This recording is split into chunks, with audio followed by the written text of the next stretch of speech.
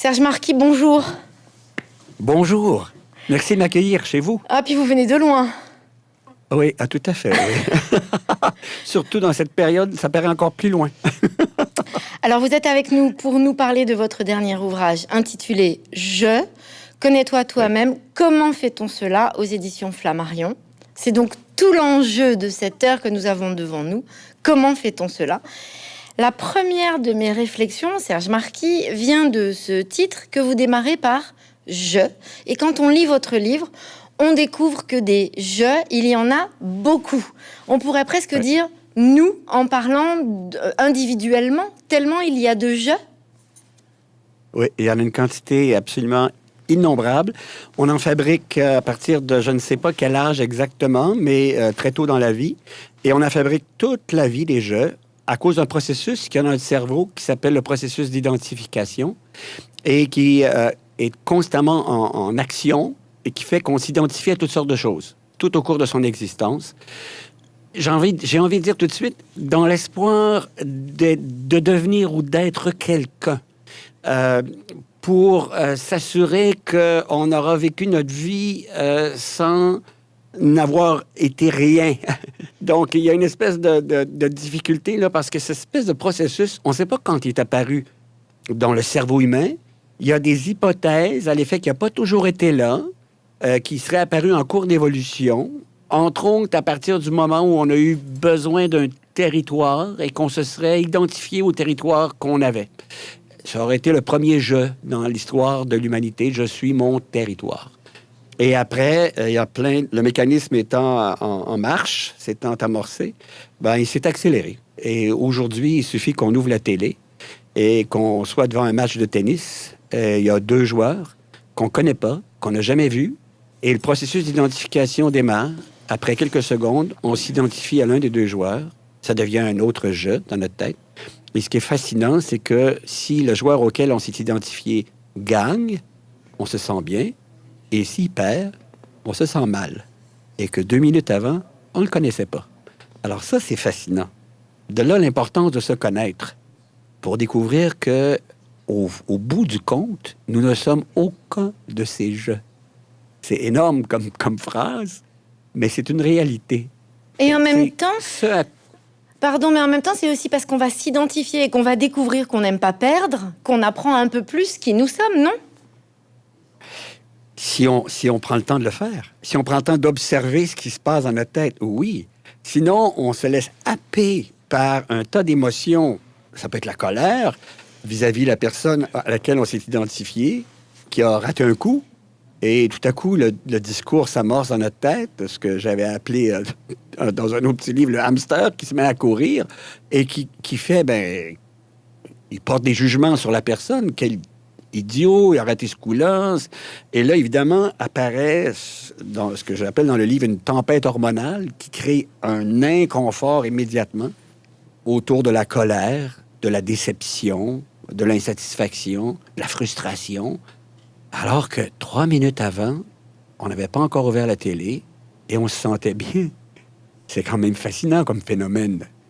Et c'est super important de le découvrir pour apaiser ces réactions, ces tempêtes hormonales qui sont tout à fait inutiles et qui peuvent même nous rendre malades physiquement. Alors ça va jusque-là, là. C'est de là l'importance de se connaître soi-même. Mais alors, il y a des enjeux majeurs au niveau des relations avec les autres, bien sûr, et au niveau de la possibilité de savourer complètement notre existence. Parce que si on est dans ce jeu qui, tout à coup, est dans un état de frustration, parce qu'il n'a plus l'impression d'être le quelqu'un qu'il voudrait être, si le joueur avait gagné, par exemple, le match, je suis quelqu'un, je suis le meilleur, j'ai gagné le match, alors que ça n'a rien à voir, on ne connaissait pas l'individu 2 minutes plus tôt, mais c'est ce qu'on ressent. Et 2 minutes, ou s'il perd, et c'est là qu'arrive le côté pénible de la chose, et je le répète, arrive un état d'inconfort, vraiment, là, physique, et qui fait qu'on ne savoure pas pleinement notre existence. On ne le savourerait que si les individus auxquels on s'identifie, gagnaient tout le temps, pour faire en sorte qu'on se sente quelqu'un. Ça veut dire qu'on se cherche, sente ça veut dire qu'on cherche qui on est toute la journée, à travers tous les gens qu'on rencontre. C'est toujours par rapport à l'autre que finalement on se construit. Ça, c'est une super de bonne question parce que se connaître soi-même, c'est découvrir justement l'inverse de ça. C'est-à-dire que, oui, on peut, dans une relation, commencer à prononcer une phrase que j'aime beaucoup, qui est une des plus belles phrases qu'un être humain puisse prononcer au cours de sa vie, qui est « Je n'avais jamais vu ça comme ça ».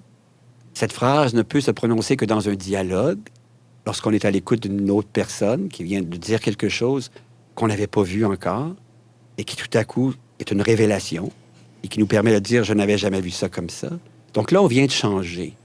Ce qu'on peut appeler une partie de la construction de soi, c'est-à-dire avoir un regard complètement ouvert sur la réalité qu'on découvre à travers des échanges comme ceux-là. Cependant, d'avoir l'impression qu'on existe à travers l'autre, c'est aussi un piège. Parce qu'on devient dépendant du regard de l'autre. Et ça, j'ai essayé d'ailleurs d'illustrer ça dans le bouquin. On devient dépendant du regard de l'autre pour avoir l'impression d'être quelqu'un. Et ça, bien sûr, je suis loin d'être le premier à en parler, là. Mais il faudrait qu'on soit de plus en plus nombreux et nombreux à le faire. Parce que ça fait en sorte qu'on passe notre vie à présenter des images à l'autre pour recevoir son attention qui confirmerait qu'on existe. Très tôt dans l'enfance, une des premières choses qu'on cherche pour assurer notre survie, c'est très important, c'est l'attention de l'autre. Parce qu'on associe recevoir l'attention avec être nourri, être protégé, être câliné, etc. Donc, on cherche l'attention et on cherche des moyens d'obtenir l'attention. Et là, il y a un piège. Encore une fois, le cerveau, cet organe extraordinaire, fait beaucoup d'erreurs au cours de la vie. Il fait des associations qui ne tiennent pas la route, mais il ne s'en rend pas compte. Alors, le cerveau fait une association très tôt entre « il faut que je sois extraordinaire, exceptionnel, pour recevoir de l'attention ». Cette association naît du fait qu'on a pu dire quelque chose ou faire quelque chose quand on était enfant, apprendre par cœur un petit poème, 4 lignes, réciter le petit poème devant les parents, les oncles, les tantes, etc., et tout à coup être applaudi et entendre quelqu'un dire « Ah là là, qu'est-ce que tu es merveilleux, qu'est-ce que tu es bon, tu ne t'es pas trompé. » Alors notre cerveau, il entend « Tu ne t'es pas trompé, tu es merveilleux » et égal, recevoir des applaudissements. Recevoir des applaudissements, c'est recevoir de l'attention. Ça veut dire, il faut que je sois merveilleux, extraordinaire, pour recevoir de l'attention, afin qu'on s'occupe de moi, qu'on me nourrisse, qu'on me protège, qu'on me câline, etc. Et c'est là qu'on commence à fabriquer des jeux. Les jeux qui vont, à notre avis, sans qu'on s'en rende compte, de là l'importance de se connaître soi-même pour observer ce mécanisme, des jeux qui vont être associés à « si je suis ce jeu, j'aurai de l'attention. Si je suis le meilleur en classe, exceptionnel, le meilleur dans la dictée, ça devient un jeu, je suis le meilleur en dictée, j'aurai l'attention qui va me permettre de survivre. » Et on passe sa vie par la suite, parce que ça s'imprime sur un disque dur à l'intérieur de notre cerveau, et on passe sa vie par la suite à construire des jeux dans l'espoir de recevoir l'attention de l'autre. C'est un rapport maternel. Pardon? C'est un rapport maternel, en fait. Oui, parental, je dirais. Maternel et paternel. Même, ça va avec toutes les personnes qui pourraient être significatives au niveau de l'attention qu'elles pourraient nous donner. Ça peut être des grands-parents, ça peut être quelqu'un... Parce que parfois, c'est le grand-parent qui dit « Ah, t'es tellement extraordinaire, mon grand, t'as réussi à faire la pirouette sans tomber, bravo. » Et c'est comme, il m'aime parce que j'ai réussi à faire la pirouette sans tomber. Donc, je ne dois plus faire de pirouette. Je dois toujours faire des pirouettes sans tomber. Je dois être parfait ou parfaite. Alors, on cherche toujours, toute sa vie, Et c'est ce que le cerveau construit, des jeux, des images, qui vont permettre d'attirer l'attention de l'autre. Alors, dans le livre, j'ai essayé d'illustrer ça à travers une rencontre amoureuse, ou enfin, une quête d'amour, je dirais. Deux personnes qui cherchent l'amour et qui pensent que c'est en présentant des images intéressantes d'elles-mêmes qu'elles vont susciter l'intérêt de l'autre, qu'elles vont donc obtenir de l'attention de l'autre. Donc, elles présentent des jeux, comme des cartes. Voici un premier jeu, un deuxième jeu. Mais ça n'a rien à voir avec ce qu'elles sont vraiment. Et c'est ça qui est terrible. En même temps, vous parlez de votre mère à vous, qui finalement vous dit un peu moins souvent bravo pour tes pirouettes, Serge, que oh là là, mais qu'est-ce que tu peux te poser comme question? Donc finalement, est-ce qu'elle vous empêche de construire tous ces jeux qui sont un peu perturbateurs? Est-ce que ce serait ça la bonne méthodologie? Ma mère ne savait pas, quand elle nous disait ça, tu te poses trop de questions, elle ne savait pas qu'elle disait quelque chose de, en partie, je dirais, très sage. Parce que ma mère, un peu comme ce qui est écrit dans le livre, je ne crois pas que ma mère ait lu Socrate ou ait fouillé tout ce que Socrate a pu nous proposer d'intéressant. Donc, ma mère, je ne crois pas qu'elle avait entendu la phrase « Connais-toi toi-même ». Je ne crois pas. Et donc, quand elle disait « Tu te poses trop de questions », ce qu'elle observait, c'est que parfois, on se posait des questions qui généraient la tempête hormonale dont je parlais tout à l'heure, donc l'inconfort, l'angoisse, la peur, toutes sortes de la frustration, la colère. En passant, toutes ces émotions-là sont sous-tendues par des émotions de base, hein, qui sont toujours liées à la survie. La peur, qui est une émotion très primitive, qui a permis à l'espèce humaine de survivre. La peur nous permettant de fuir, s'il y avait un prédateur dans l'environnement, ou l'agressivité, qui nous permettait de lutter. Donc, la peur, au-dessus de la peur, il y a l'anxiété, il y a l'angoisse, il y a la jalousie, qui a la peur de perdre l'autre. Toutes ces émotions, à la base, sont sous-tendues par la peur. Et l'agressivité, elle, on retrouve la colère, l'hostilité, la haine, etc. À la base, c'est l'agressivité très primitive qui était nécessaire pour, encore une fois, survivre.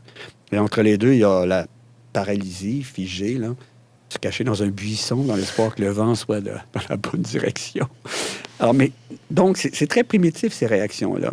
Et ma mère observait que quand on se posait des questions, parfois, on entrait dans la colère, la frustration, ou parfois l'anxiété, etc. Et voulant nous aider, disait, tu te poses trop de questions. Mais en fait, derrière, si tu te poses trop de questions, moi, je crois qu'il y avait aussi apprendre à connaître. Parce que la sagesse de Socrate, puis c'est vrai pour plein de sages, encore aujourd'hui, ils redisent tous et toutes la même chose. Je connais pas beaucoup le bouddhisme, mais j'ai eu la chance d'aller au Népal et j'ai séjourné dans un monastère bouddhiste pendant 2 ou 3 semaines. Et puis, on rencontrait des professeurs. Ce monastère était une école qui accueillait des enfants de la rue, et puis on leur donnait une éducation, on les instruisait, puis à l'âge de 18 ans, ils pouvaient rester au monastère ou quitter s'ils voulaient. Et on a rencontré des professeurs. Et ils nous disaient que ce qu'ils essayaient de leur enseigner, c'était à observer leur esprit, à découvrir le fonctionnement de leur esprit, l'équivalent de « connais-toi toi-même » de Socrate. Alors, puis des philosophes modernes, un dont j'ai beaucoup aimé les travaux, Krishnamurti, dit exactement la même chose. Alors, il y en a plein. Ils vont tous dans la même direction. Alors, connais-toi toi-même, c'est observer le fonctionnement de son esprit. C'est observer la fabrication des jeux et observer que nous ne sommes pas ces jeux-là. Et observer la tempête hormonale qui apparaît quand un jeu se sent menacé, au même titre que la survie pourrait l'être. Alors, nous ne sommes pas les jeux, que sommes-nous? C'est la question fondamentale. Alors finalement, quand on lit votre livre, on en vient à se dire qu'on pourrait remercier les gens qui nous mettent en colère ou qui nous font peur parce qu'ils nous apprennent qui nous sommes, si je vous ai bien suivi. Absolument. Absolument. Dès qu'il y a cette peur qui apparaît ou cette colère qui apparaît, il y a un temps d'arrêt qu'on peut s'offrir, je dirais ça comme ça, pour observer tout ce qui se passe à l'intérieur de nous. Quels sont les observer? C'est très important ce mot. Observer les pensées qui génèrent la tempête hormonale sous forme de colère ou de peur. Et là, on se rend compte que le contenu de ces pensées-là est la plupart du temps lié à la perception d'une menace. Il n'y aurait pas cet inconfort s'il n'y aurait pas perception d'une menace. Une menace à quoi? C'est pas la survie la plupart du temps. C'est une menace aux représentations que nous avons de nous-mêmes. Que va-t-il dire à mon sujet? Pourquoi a-t-il dit cette insanité à mon sujet? Pourquoi a-t-elle porté ce jugement sur moi? Donc, il y a ce discours à propos des jugements qui auraient pu être portés sur une représentation qu'on a de soi-même qui génère exactement la même réaction que si notre survie était menacée, que si on se retrouvait devant un prédateur. Et ça, les gens qui nous mettent en colère ou qui génèrent une peur à l'intérieur de nous, la peur de ne plus être aimé, la peur de ce qu'on va dire au sujet de l'image qu'on veut projeter, etc., nous offrent l'opportunité d'observer ce mécanisme-là et de l'apaiser en découvrant que c'est un jeu qui vient de se sentir menacé. C'est pas ce que nous sommes profondément. Mais... Ce que nous sommes profondément, moi, j'aime toujours dire... je rends hommage à Marie de Hennezel, cette incroyable psychologue française qui, lors d'une conférence à Montréal, et j'avais la chance d'être dans la salle, a dit, nous parlait de ce qu'elle faisait comme travail, de soins de fin de vie, etc. Et elle nous a dit, il faut découvrir en nous ce qui ne vieillit jamais. Quelle phrase magnifique. Qu'est-ce qui en nous ne vieillit jamais? Et la première chose qui en nous ne vieillit jamais, c'est la capacité d'être complètement présent, présente. Dans l'observation des jugements qu'on porte sur les autres ou dans la réaction qu'on a aux jugements que les autres ont pu porter sur nous. D'observer ça. Quelqu'un porte un jugement sur moi, et ça arrive souvent, très, très fréquemment. Est-ce que tu t'es regardé avec cette chemise, cette veste, bon, instantanément, c'est instantané. C'est ça qui est fascinant.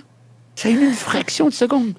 La tempête hormonale s'est déclenchée et instantanément, la frustration, la colère, et on entre dans un mode lutte. Que connais-tu à la mode sur la Terre ou je sais pas quoi. Alors donc, il y a comme déjà une espèce de conflit qui apparaît en un instant parce qu'il y a eu un jugement. Mais si cette personne, si on arrive à ce temps d'arrêt qui nous permet d'observer la réaction qu'on vient d'avoir, on fait tout à coup, mais qu'est-ce que c'est que ce mécanisme?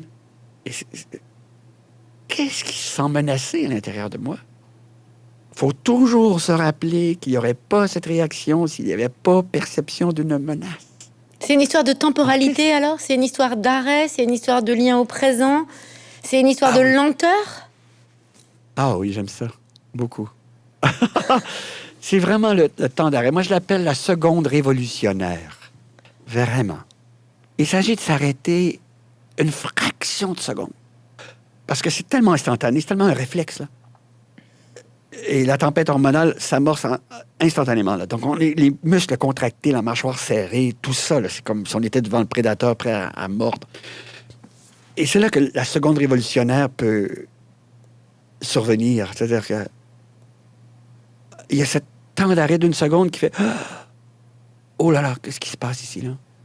Qu'est-ce qui se sent menacé à l'intérieur de moi, là? » Et découvrir que c'est une image, que c'est une représentation qu'on a de soi-même. Ça n'a rien à voir avec la vie qui nous habite, avec l'énergie qui circule en nous, avec nos capacités les plus profondes qui ne vieillissent jamais. La capacité d'aimer, la capacité de créer, la capacité d'apprendre, la capacité de transmettre, la capacité de s'émerveiller, la capacité de savourer. Toutes ces capacités créées, je trouve ça tellement important.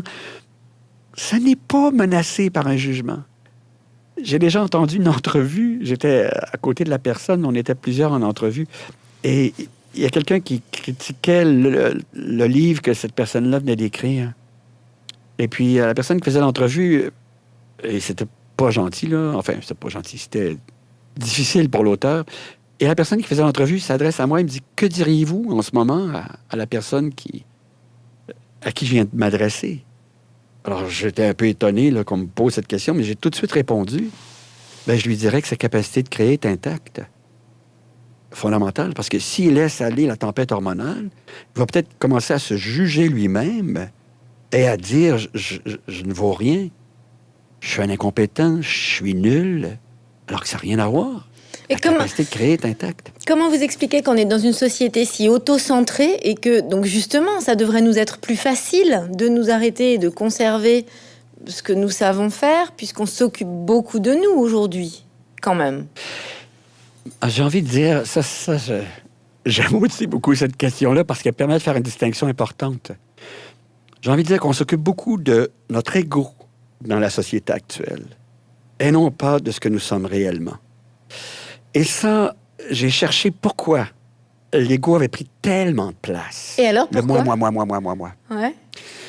Et je crois avoir trouvé une réponse chez un philosophe montréalais dont j'adore les travaux, qui s'appelle Charles Taylor, qui a écrit un livre qui s'appelle « Les sources du moi », une brique épaisse comme ça.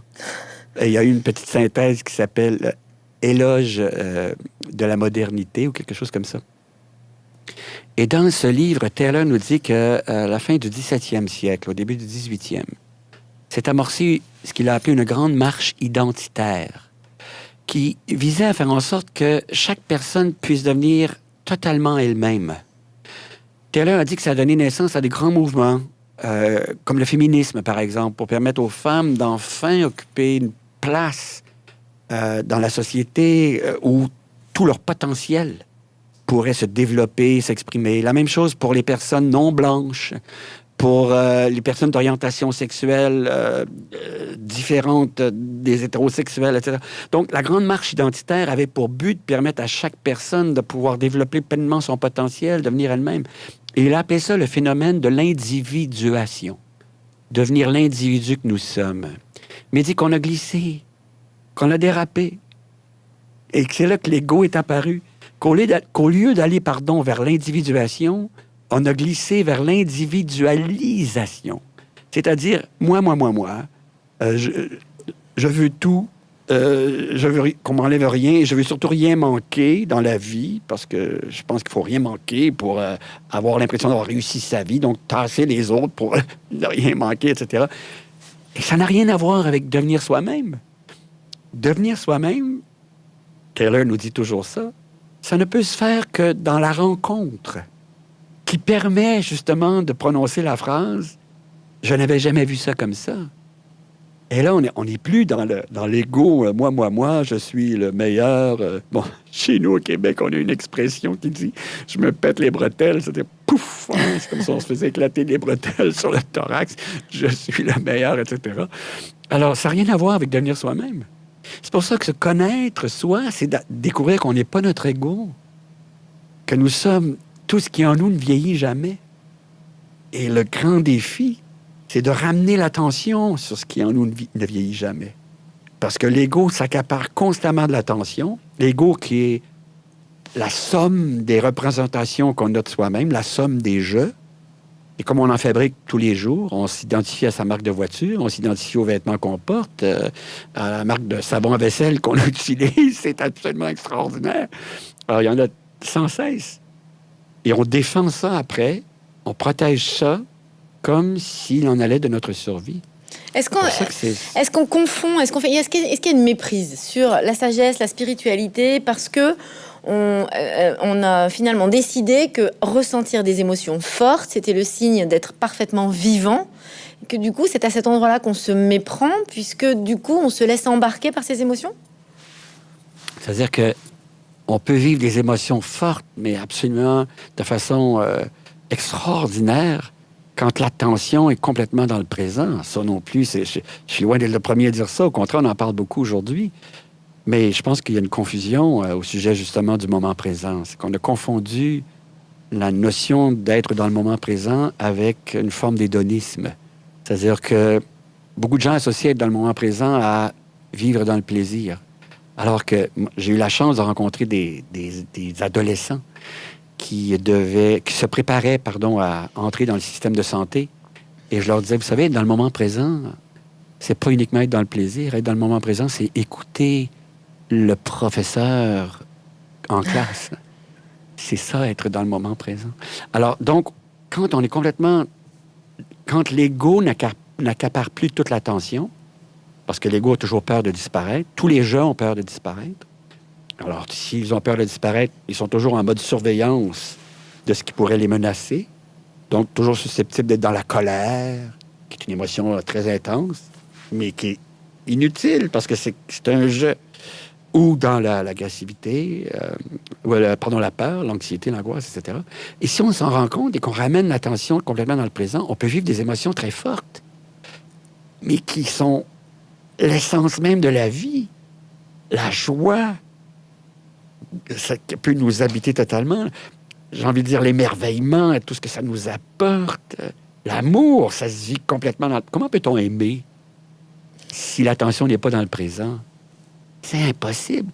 Si l'attention est constamment dans le jugement de l'autre ou de soi, ils m'aimeront pas parce que... Ou, lui, c'est un ci ou un ça ou elle, blablabla.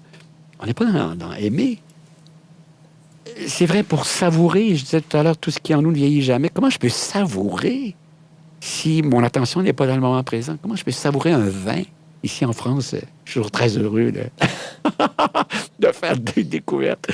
Mais je me dis, c'est impossible. Si je suis dans le jugement, je ne suis plus en train de savourer. Alors, toutes les émotions fortes qui nous permettent de nous sentir vivants sont vécues quand l'attention n'est plus accaparée par l'ego et ses peurs et son hostilité. Quand l'attention revient complètement dans ce qui en nous ne vieillit jamais, à ce moment-là, on savoure pleinement l'existence, complètement. Et on peut avoir l'impression, j'ai envie d'oser une phrase, parce qu'on me pose souvent la question, de réussir pleinement sa vie. De pouvoir, enfin moi je crois ça, de se dire à la fin de sa vie, si toute notre attention était là, ça valait vraiment la peine d'être vécu. Mais en même temps, on est dans cette société qui nous incite à avoir finalement la peur comme centre de contrôle, puisqu'on est dans une société qui prévoit beaucoup d'assurance, le CDI, l'assurance d'un travail à long terme. Il y a une forme de sécurité que nous recherchons. Et donc là, ça devient très compliqué de se dissocier finalement d'un environnement axé sur cette peur qu'on est censé finalement prévoir. Vous avez parfaitement raison. Vous savez, il y a un principe très important qui est que le cerveau privilégie de placer l'attention sur ce qu'il perçoit comme une menace. Il fait ça depuis des millions d'années. Il fallait qu'il le fasse. Il a été conditionné à faire ça. Quand on marchait dans la plaine, il fallait que toute l'attention soit sur le moindre mouvement dans les feuilles de l'arbre, sur les moindres odeurs nouvelles. Il fallait, au cas où il y aurait un prédateur ou une menace. Donc, le cerveau a été conditionné à ça. De sorte que maintenant, socialement, pour avoir notre attention, je dirais même qu'au bulletin d'information, c'est absolument fascinant, on nous présente sans cesse des menaces. Sans cesse. À notre sécurité. Parce que la quête de sécurité, c'est la quête de base pour arriver à survivre. C'est tellement primitif. Alors donc, on nous présente des informations qui peuvent être perçues comme menaçantes en ajoutant des phrases comme « ce qui est inquiétant, c'est... ce dont on doit se méfier, c'est... » Et là, le cerveau fait « pour capter l'information parce qu'il veut se protéger. » Est-ce que vous voulez dire aussi, en disant cela, est-ce que vous voulez dire aussi que finalement, on ne s'adapte plus au monde qui est autour de nous, mais on attend que le monde s'adapte à nous? Oui, c'est très intéressant parce que, vous savez, le mécanisme de base, il est extraordinaire. C'est fabuleux. Je ne sais pas comment c'est apparu. C'est vrai chez tous les êtres vivants. Je me dis souvent, parfois, il m'arrive d'être... Tout à coup, mon pied est au-dessus d'une fourmi. Et je m'en rends compte. Et là, elle décampe. Il y a un mécanisme en elle pour assurer la survie. Évidemment, ça doit être très différent de ce qui se passe dans mon cerveau, là. Puis j'espère que la fourmi n'a pas d'ego. Mais moi, en ce qui me concerne, on a tous, les êtres vivants, le même mécanisme pour assurer la survie, qui nous permet de fuir, ou de lutter. Mais le problème, c'est que ce mécanisme, c'est accolé, je dirais, aux images, aux représentations qu'on a de soi-même. Donc, effectivement, quelque part, on attend que le monde qui nous entoure comprenne ça et arrête de nous obliger à se doter d'armures ou de murs ou de je ne sais trop quoi pour se protéger. On espère que ce monde finira par s'apaiser. Mais c'est impossible. C'est à nous, en apaisant ce qu'il y a dans chacune de nos têtes. Socrate l'a dit il y a 2500 ans, Bouddha l'a dit il y a 2500 ans. C'est en découvrant ce que nous sommes et en apaisant ce qu'il y a dans notre tête, collectivement, qu'on va finir par y arriver. Est-ce que ce sera possible? Je ne sais pas. Mais dans votre livre, vous présentez une méthodologie quand même. Vous dites il y a 4 temps. Alors quand on s'arrête, voilà, c'est pas seulement faut s'arrêter et observer. Vous êtes précis et vous dites il y a 4 étapes. Ok. Alors on s'arrête. Oui, tout à fait. La première, c'est de percevoir la menace à l'inconfort, comme je le disais tout à l'heure. Qu'est-ce qui en moi se sent menacé? Et là, d'observer les jugements qu'il y a à l'intérieur de notre tête. C'est ça et en même temps, la tempête hormonale. Donc, la deuxième et la troisième étape, c'est d'observer que le corps, tout à coup, éprouve, à cause de la crainte, à cause du fait qu'il a perçu une menace à son confort, il devient inconfortable. C'est fascinant. Alors donc, j'utilise dans le livre une image qui m'a tellement frappé au début de la pandémie, quand il n'y avait plus de papier de toilette dans les supermarchés, c'est arrivé aussi chez nous. J'ai assisté réellement à une espèce de combat entre deux personnes qui s'arrachaient les derniers rouleaux sur l'étagère. Et là, je me disais, mais c'est fascinant. Quelle est la menace? Et si on s'arrêtait... Là, je ne veux pas du tout être vulgaire, mais on pourrait quand même se dire, bon, si j'ai pas de papier de toilette, il y a quand même d'autres moyens. Mais c'est une menace perçue à l'inconfort. Ne pas manquer de papier de toilette. Donc, il y a une espèce d'insécurité qui apparaissait en rapport avec le confort. Et ça faisait en sorte que la tempête hormonale est apparue. Les gens étaient agressifs dans le supermarché, luttaient, comme à l'époque de la préhistoire, j'imagine, pour un morceau de viande. Mais là, c'était pour manger, mais là, c'était pour du papier de toilette. Alors, luttaient. Donc, première étape, perception d'une menace au confort. Et là, il y a apparition des jugements sur l'autre et tempête hormonale, 2, 3, peu importe. Et la quatrième étape, c'est la prise de conscience. Le temps d'arrêt, la seconde révolutionnaire. Mais, qu'est-ce qui se passe en moi? Et là, entrer dans l'intelligence. L'éveil de l'intelligence, disait Krishnamurti. Entrer dans l'intelligence. Eh bien, on pourrait partager le paquet de ces rouleaux. Hein? On pourrait en avoir 3 chacun, plutôt que de moi. L'ego versus la conscience, versus la présence, versus le dialogue, le rapport, la relation à l'autre, qui permet au bout du compte de partager et d'apaiser la tempête. Et tout le monde y trouve son profit. Mais ça demande un entraînement, faire ça, parce que c'est tellement primitif. Et le corps dans tout ça? Le corps? Oui. Parce que tout ça reste très mentalisé, mais alors, quelle est la place du corps dans tout ça? Est-ce que le corps prend un relais, nous indique que ça va, qu'au contraire, ça va? Absolument. Absolument.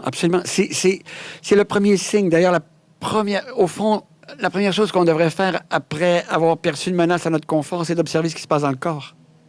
Parce que c'est lui qui révèle tout à coup la perception d'une menace. À travers l'inconfort, l'estomac, le serrement dans la poitrine, la mâchoire tendue. C'est le corps, c'est muscles contractés, tout ça. Alors, et ça, c'est extraordinaire parce que il révèle qu'il y a eu perception d'une menace au confort, à la sécurité associée au confort. Parce que la survie, aujourd'hui, bon, c'est sûr qu'on est dans une période particulière, là, actuellement, parce qu'il y a eu des personnes pour lesquelles la survie était effectivement menacée. Hein. Il y a eu des personnes à risque au cours des derniers mois. Mais il y a eu il y a un tas d'événements au cours d'une existence qui n'ont rien à voir avec la survie et qui sont pourtant perçus exactement comme si c'était elle qui était menacée. Alors, donc, le corps révèle ça. En une fraction de seconde, il a cette sagesse organique qui révèle qu'il y a eu perception d'une menace. Et c'est là qu'arrive la possibilité du temps d'arrêt pour observer ce que le corps nous dit. Je me sens menacé, je me sens pas en sécurité. Alors, qu'est-ce qui se sent menacé à l'intérieur? Qu'est-ce qui se sent menacé? Et c'est là qu'arrive la fraction de seconde d'intelligence qui fait « Ah là là, c'est mon confort à travers une représentation que j'ai de moi-même qui se sent tout à coup attaqué. » Et là, je suis retourné à l'âge de pierre. Là. Peut-être que c'était même pas comme ça, l'âge de pierre, j'en sais rien. Mais en tout cas, je suis redevenu très primitif. C'est le cerveau reptilien et le cerveau limbique, là, les deux premiers étages, qui ont pris toute la place. Et qui, au fond, cherchent à me protéger. Mais ce qui n'a pas été réalisé, ce qui n'a pas été conscientisé, c'est qu'ils cherchent à protéger un je ou des je, et non pas ce que je suis vraiment, qui n'a pas besoin d'être protégé parce que c'est pas menacé. La capacité d'aimer, c'est fascinant. Je reviens souvent là-dessus parce que j'ai accompagné beaucoup de personnes au cours de ma vie qui souffraient d'épuisement professionnel et que j'essayais d'aider à retourner au travail. Et ils arrivaient dans mon bureau brûlés, vidés, épuisés, en disant « je sais plus qui je suis, je sais plus où je vais », etc.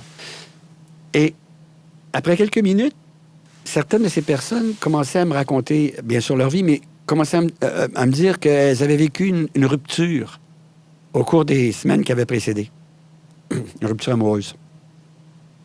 Et là, en les écoutant, je découvrais qu'elles avaient l'impression que la personne qui les avait laissées était partie avec leur capacité d'aimer. C'est-à-dire qu'elle l'avait volé, qu'elle s'était emparée de leur capacité d'aimer. Donc, ils ne seraient plus, ou qu'elle ne serait plus, en mesure d'aimer. Et là, on cheminait ensemble, jusqu'à ce qu'elles disent « Mais c'est vrai, je suis encore capable d'aimer. Ça peut prendre d'autres formes, mais je suis encore capable d'aimer. Cette capacité-là est intacte. Il ne faudrait pas que je laisse l'autre prendre le pouvoir de ma vie et me donner l'impression qu'elle est partie avec ma capacité d'aimer. » Et c'est ça que le temps d'arrêt permet d'observer. Retour. Alors, dans votre livre, vous vous arrêtez souvent. En fait, on passe notre vie au restaurant quand même, hein, quand on vous lit. Ah oui. Oui. Qu'est-ce qui se passe au restaurant? En fait, c'est vraiment le fil conducteur de votre livre. Alors, dans votre vie à vous, ça représente quoi, ce temps au restaurant? C'est justement pour signifier... Un temps d'arrêt. C'est un temps... Voilà, ça. C'est justement pour signifier que... Bon, c'est à la fois on se met à table dans tous les sens du terme, en même temps il n'y a pas d'enjeu, en même temps on est vraiment normalement à disposition de l'autre. C'est pour ça que vous avez choisi cette trame tout au long de votre livre? Oui, oui, tout à fait, parce que ça marque un temps d'arrêt, ça marque un temps où tout ce qui en nous ne vieillit jamais peut vraiment, j'ai envie de dire, se manifester, savourer. Et si on est avec une autre personne, écouter. Comment peut-on écouter complètement si on est accaparé par le « je » qui a peur d'être jugé, etc. Donc, et l'autre chose, une autre raison pour laquelle j'ai choisi cette idée du restaurant, c'est que j'ai eu un ami, un très grand ami que j'ai perdu, qui... il s'appelait... C'est un homme qui venait du Vietnam et qui a ouvert un restaurant à Montréal, où il faisait une cuisine, mais absolument exquise, d'un raffinement incroyable. Et lui-même était... Je dirais que sa cuisine était à son image, c'est-à-dire que il était lui-même d'un raffinement exquis. Il nous accueillait dans son restaurant comme si il nous connaissait depuis notre naissance ou presque. C'était incroyable. Et il est décédé il y a quelques années et c'était devenu un grand ami. Alors, dans le livre, j'ai voulu lui rendre hommage à travers ce restaurant puis à travers deux personnages. Une des personnes qui sert, qui s'appelle Monsieur U, et l'homme que j'ai connu s'appelait Monsieur A. Alors, je l'ai appelé Monsieur U. Et la grand-mère, qui est toujours dans la cuisine, mais qui donne à travers l'art culinaire, vraiment. Elle prépare des plats. Ça, c'est cliché de dire ça, mais elle prépare vraiment des plats avec amour. Ce cliché est magnifique parce que Monsieur A, c'est ce qu'il faisait. Et quand on goûtait ces plats, on goûtait l'amour, littéralement. C'est ça qu'on goûtait. C'est incroyable, renversant. On était dans les émotions fortes dont vous parliez tout à l'heure, totalement. Dans le sentiment que la vie valait tellement la peine d'être vécue. Alors, j'ai voulu rendre hommage et puis je me suis servi de ce lieu pour la rencontre entre deux personnes qui apprennent à se connaître, apprennent à découvrir que c'est pas à travers une image qu'on va susciter l'intérêt. C'est en s'intéressant vraiment à l'autre qu'on va faire apparaître l'intérêt. Ça, c'est une phrase que je trouve tellement précieuse.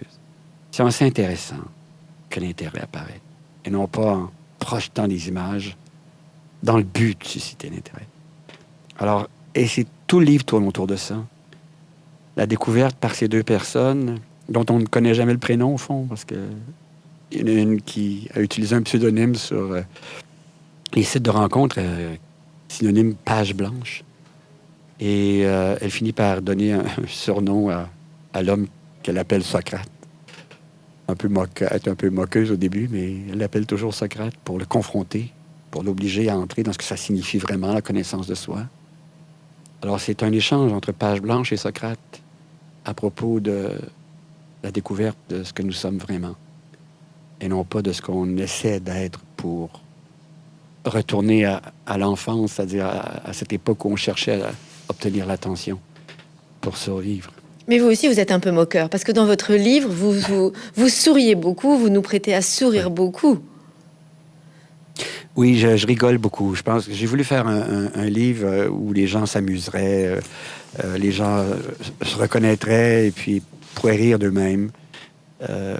J'aime beaucoup la dérision par rapport à soi-même. Éclater de rire quand on découvre tout à coup que on vient de souffrir pendant plusieurs minutes pour défendre un jeu qui s'est identifié à, je sais pas, une équipe de sport professionnelle ou un parti politique ou je ne sais trop.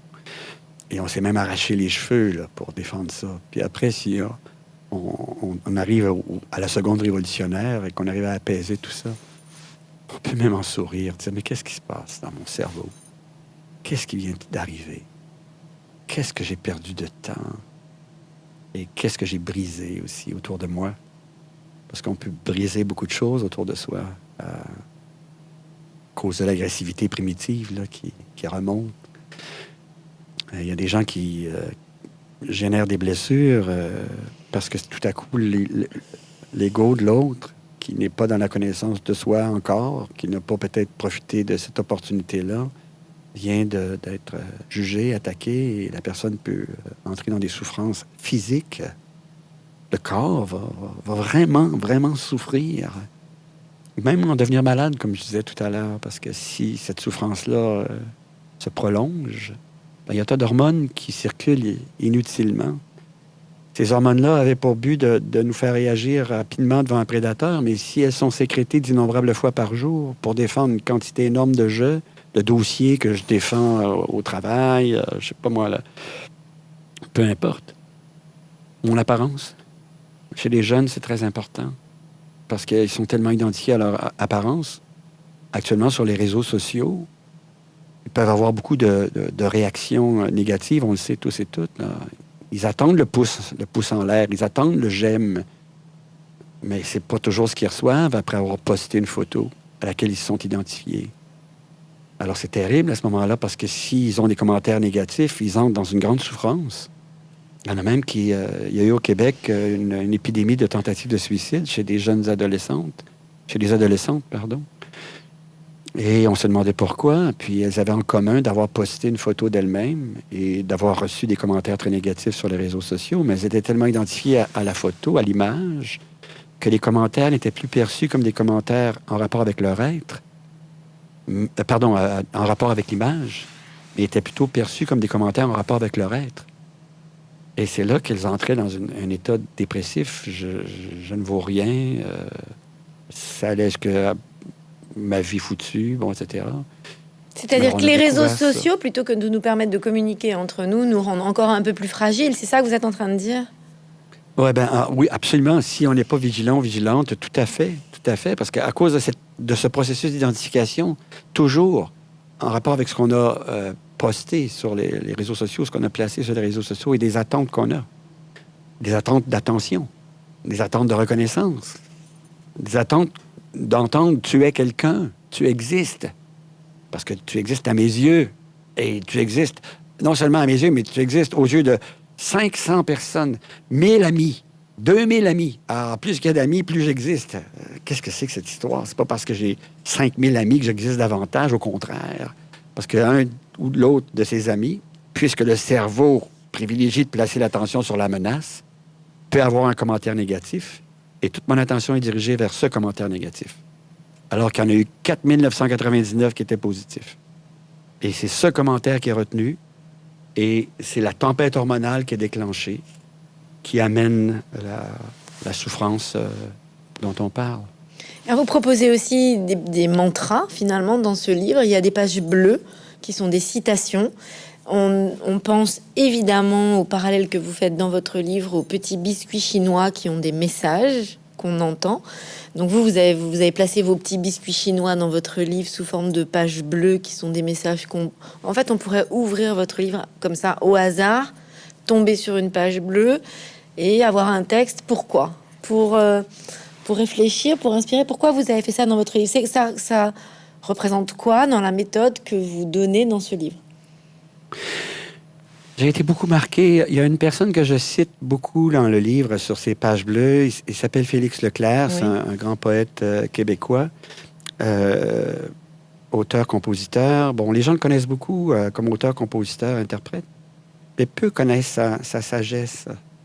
Il a écrit un livre qui s'appelle Le calepin d'un flâneur, qui m'a été offert quand j'étais adolescent et que je relis depuis. Et c'est pas hier.